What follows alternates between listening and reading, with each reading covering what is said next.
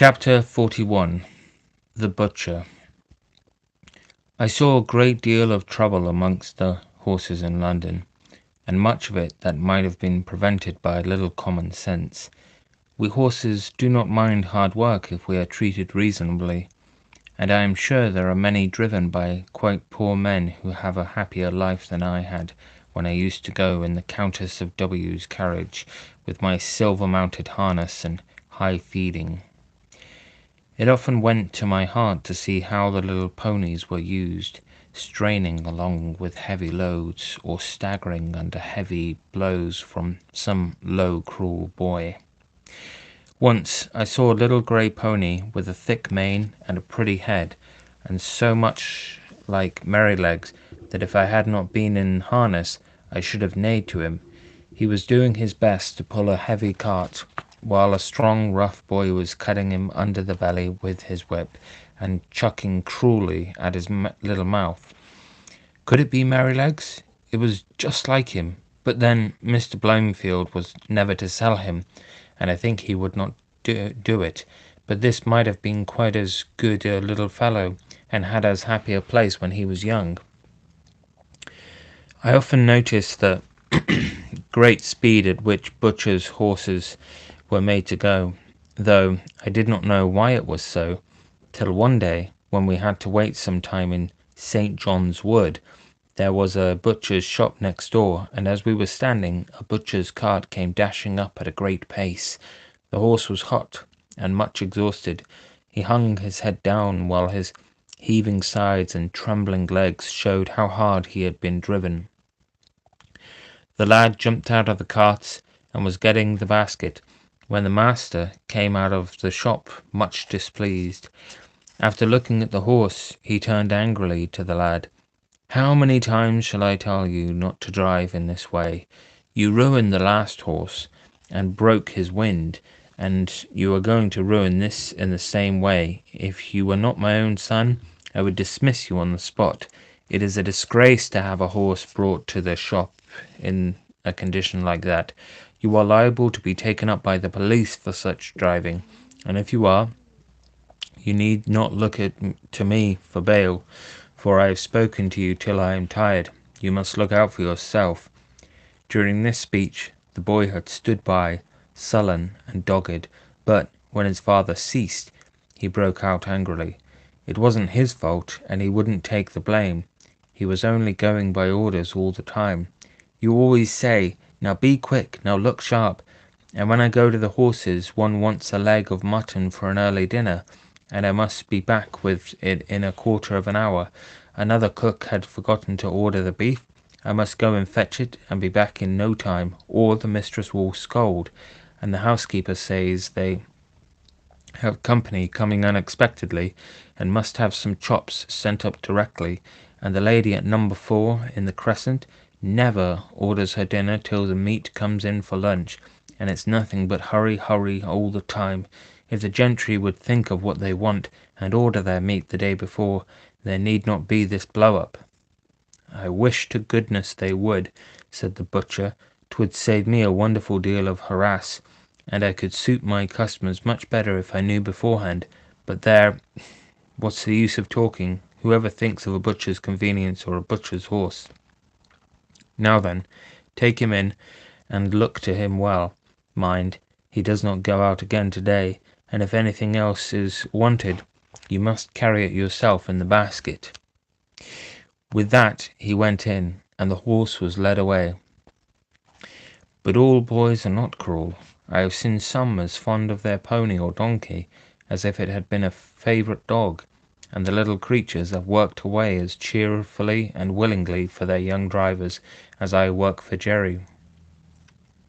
It may be hard work sometimes, but a friend's hand and voice make it easy. There was a young coster boy who came up our street with greens and potatoes. He had an old pony, not very handsome, but the cheerfullest and pluckiest little thing I ever saw, and to see how fond those two were of each other was a treat. The pony followed his master like a dog, and when he got into his cart would trot off without a whip or a word, and rattle down the street as merrily as if he had come out of the Queen's stables. Jerry liked the boy and called him Prince Charlie, for he said he would make a king of drivers some day. There was an old man, too, who used to come up our street with a little coal cart. He wore a coal heaver's hat and looked rough and black. He and his old horse used to plod together along the street like two good partners who understood each other. The horse would stop of his own accord at the doors where they took coal off him. He used to keep one ear bent towards his master. The old man's cry could be heard up the street long before he came near. I never knew what he said, but the children called him Old Bar Who, for it sounded like that. Polly took her coal off him and was very friendly, and Jerry said it was a comfort to think how happy an old horse might be in a poor place.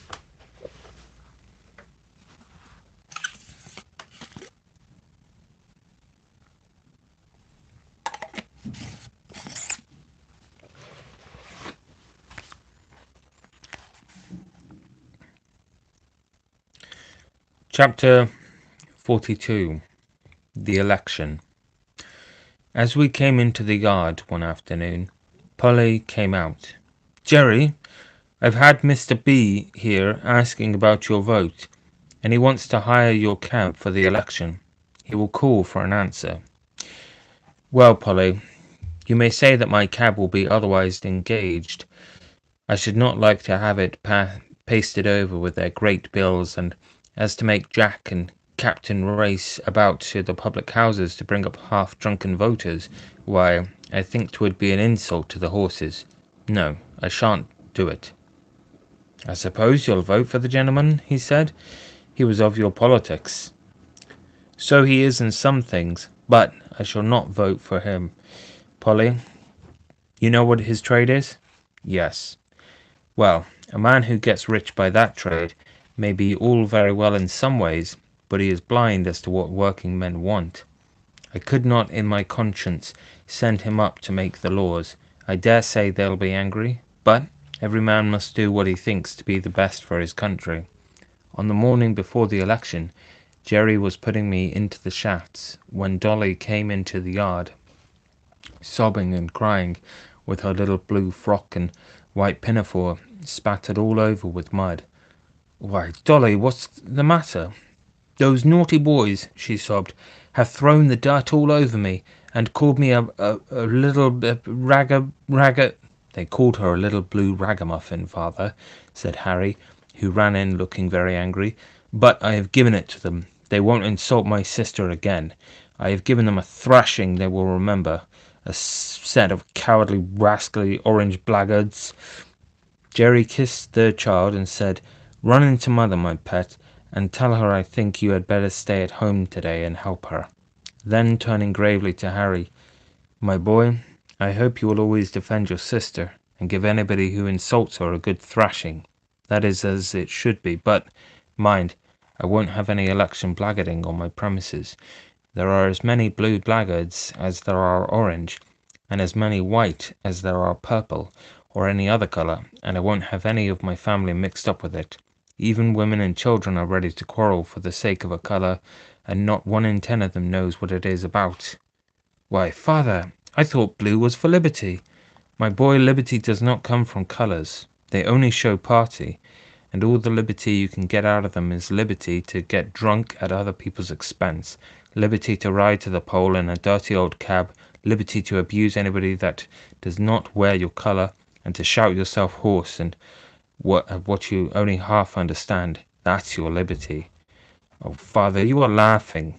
"No, Harry, I'm serious, and I'm ashamed to see how men go that go on that ought to know better.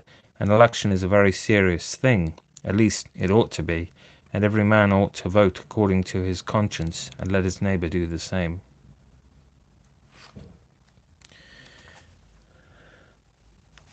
Chapter 43. A Friend in Need. At last came the election day. There was no lack of work for Jerry and me. First came a stout, puffy gentleman with a carpet bag. He wanted to go to the Bishopsgate station. Then we were called by a party who wished to be taken to the Regent's Park, and next we were wanted in a side street where a timid, anxious old lady was waiting to be taken to the bank. There we had to stop to take her back again, and just as we had set her down, a red-faced gentleman with a handful of papers came running up, out of breath, and before Jerry could get down, he had opened the door, popped himself in, and called out, "Bow Street Police Station, quick!"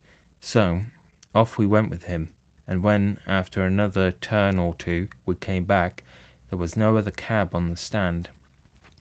Jerry put on my nose bag, for, as he said, we must eat when we can on such days as these, so munch away, Jack, and make the best of your time, old boy. I found I had a good feed of crushed oats, wetted up with a little bran. This would be a treat any day, but was specially refreshing then. Jerry was so thoughtful and kind. What horse would not do his best for such a master? Then he took out one of Polly's meat pies, and standing near me, he began to eat it. The streets were very full, and the cabs with the candidates' colours on them were dashing about through the crowd as if life and limb were of no consequence. We saw 2 people knocked down that day, and one was a woman. The horses were having a bad time of it, poor things, but the voters inside thought nothing of that. Many of them were half drunk, hurrahing out of the cab windows if their own party came by. It was the first election I had seen, and I don't want to be in another, though I've heard things are better now. Jerry and I had not eaten many mouthfuls before a poor young woman carrying a heavy child came along the street. She was looking this way and that way, and seemed quite bewildered. Presently she made her way up to Jerry, and asked if he could tell her the way to St. Thomas's Hospital, and how far it was to get there. She had come from the country that morning, she said, in a market cart. She did not know about the election, and was quite a stranger in London. She had got an order for the hospital for her little boy. The child was crying with a feeble, pining cry. "Poor little fellow," she said. "He suffers a deal of pain. He is 4 years old and can't walk any more than a baby. But the doctor said if I could get him into the hospital, he might get well. Pray, sir, how far is it, and which way is it?" "Why, missus," said Jerry, "you can't get there walking through crowds like this. Why, it is 3 miles away, and that child is heavy." "Yes, bless him, he is. But I'm strong, thank God, and if I knew the way, I think I should get on somehow. Please tell me the way." "You can't do it," said Jerry.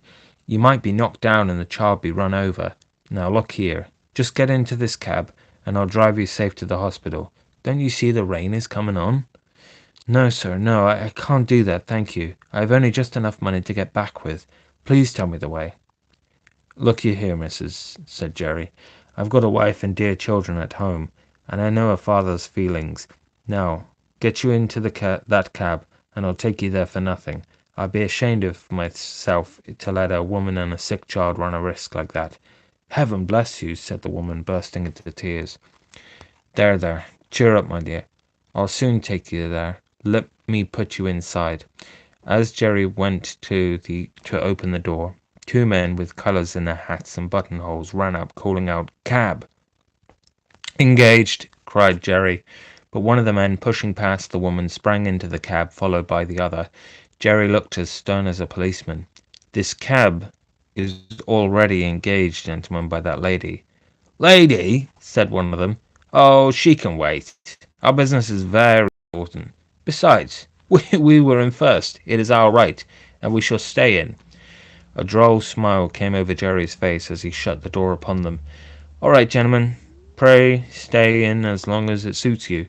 I can wait whilst you rest yourselves." And turning his back upon them, he walked up to the young woman who was standing near me. "They'll soon be gone," he said, laughing. "Don't trouble yourself, my dear." And they were soon gone, for when they understood Jerry's dodge, they got out, calling him all sorts of bad names and blustering about his number and getting a summons. After this little stoppage, we were soon on our way to the hospital, going as much as possible through by streets. Jerry rang the great bell and helped the young woman out. "Thank you 1,000 times," she said. "I could never have got here alone." "You're kindly welcome, and I hope the dear child will soon be better." He watched her go in at the door, and gently he said to himself, "Inasmuch as ye have done it to one of the least of these." Then he patted my neck, which was always his way when anything pleased him. The rain was now coming down fast, and just as we were leaving the hospital, the door opened again, and the porter called out, "Cab!" We stopped, and a lady came down the steps. Jerry seemed to know her at once. She put back her veil and said, "Barker, Jeremiah Barker, is it you? I am very glad to find you here. You are just the friend I want, for it is very difficult to get a cab in this part of London today. I should be proud to serve you, ma'am. I am right glad I happened to be here. Where may I take you to, ma'am?" "To the Paddington station, and then if we are in a good time, as I think we shall be, you shall tell me all about Mary and the children." We got to the station in good time, and being under shelter, the lady stood a good while talking to Jerry. I found she had been Polly's mistress, and after many inquiries about her, she said, "How do you find the cab work suits you in winter? I know Mary was rather anxious about you last year." "Yes, ma'am, she was. I had a bad cough that followed me up quite into warm weather, and when I am kept out late, she does worry herself a good deal.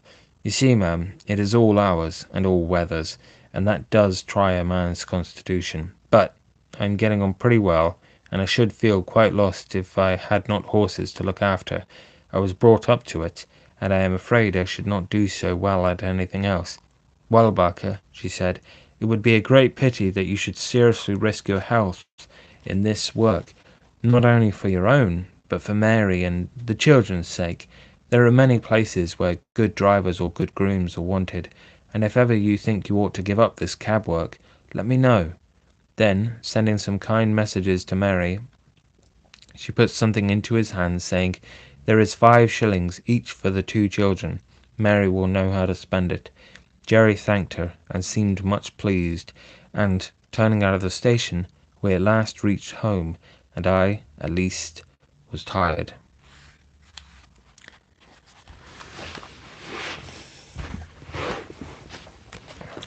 Chapter 44.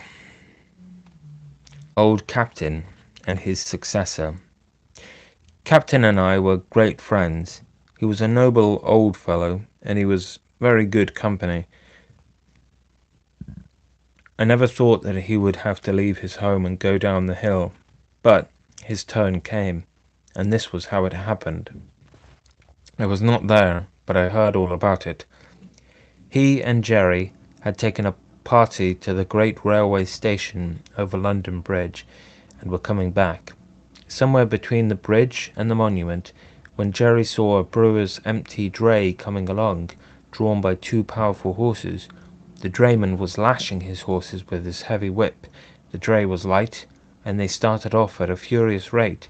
The man had no control over them, and the street was full of traffic. One young girl was knocked down and run over, and the next moment they dashed up against our cab. Both the wheels were torn off, and the cab was thrown over.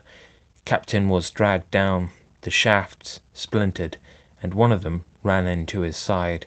Jerry too was thrown, but was only bruised. Nobody could tell how he escaped. He always said 'twas a miracle. When poor Captain was got up, he was found to be very much cut and knocked about. Jerry led him home gently, and a sad sight it was to see the blood soaking into his white coat, and dropping from his side and shoulder. The drayman was proved to be very drunk, and was fined, and the brewer had to pay damages to our master, but there was no one to pay damages to poor Captain. The farrier and Jerry did the best they could to ease his pain and make him comfortable. The fly had to be mended, and for several days I did not go out, and Jerry earned nothing. The first time we went to the stand after the accident, the governor came up to hear how Captain was. "He'll never get over it," said Jerry, "at least not for my work, so the farrier said this morning. He says he may do for carting and that sort of work. It has put me out very much. Carting, indeed. I've seen what horses come to at that work round London. I only wish all the drunkards could be put in a lunatic asylum, instead of being allowed to run foul of sober people. If they would break their own bones, and smash their own carts, and lame their own horses, that would be their own affair, and we might let them alone. But it seems to me that the innocent always suffer. And then they talk about compensation. You can't make compensation. There's all the trouble and vexation and loss of time. Besides, losing a good horse that's like an old friend. It's nonsense talking of compensation. If there's one devil that I should like to see in the bottomless pit more than another, it's the drink devil. I say, Jerry, said the governor, you are treading pretty hard on my toes, you know. I'm not so good as you are. More shame for me, I wish I was. Well, said Jerry, why don't you cut with it, governor? You're too good a man to be the slave of such a thing. I'm a great fool, Jerry, but I tried once for 2 days, and I thought I should have died. How did you do? I had hard work at it for several weeks. You see, I never did get drunk, but I found that I was not my own master, and that when the craving came on, it was hard work to say no. I saw that one of us must knock under the drink devil, or Jerry Barker, and I said that it should not be Jerry Barker. God helping me, but it was a struggle, and I wanted all the help I could get, for till I tried to break the habit, I did not know how strong it was. But then Polly took such pains that I should have good food, and when the craving came on, I used to get a cup of coffee or some peppermint, or read a bit in my book, and that was a help to me. Sometimes I had to say over and over to myself, give up the drink or lose your soul. Give up the drink or break Polly's heart. But thanks be to God and my dear wife, my chains were broken, and now for 10 years I have not tasted a drop, and never wish for it. I have a great mind to try it, said Grant, for 'tis a poor thing not to be one's own master. Do, governor, do. You'll never repent it, and what a help it would be to some of the poor fellows in our rank if they saw you do without it. I know there's 2 or 3 would like to keep out of that tavern if they could. At first Captain seemed to do well, but he was a very old horse, and it was only his wonderful constitution and Jerry's care that had kept him at the cab work so long. Now he broke down very much. The farrier said he might mend up enough to sell for a few pounds, but Jerry said no. A few pounds got by selling a good old servant into hard work and misery would canker all the rest of his money, and he thought the kindest thing he could do for the fine old fellow would be to put a sure bullet through his heart, and then he would never suffer more, for he did not know where to find a kind master for the rest of his days.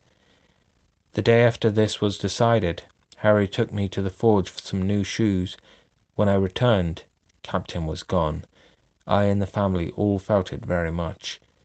Jerry had now to look out for another horse, and he soon heard of one through an acquaintance who was under-groom in a nobleman's stables.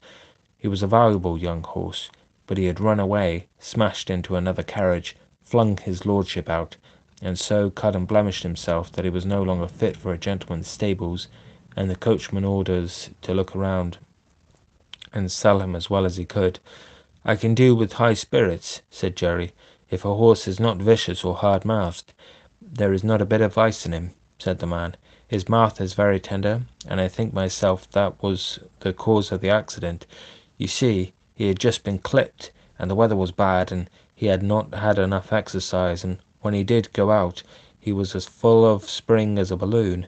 Our governor, the coachman I mean, had him harnessed in as tight as strong as he could, with the martingale and the bearing rein, a very sharp curb, and the reins put in at the bottom bar.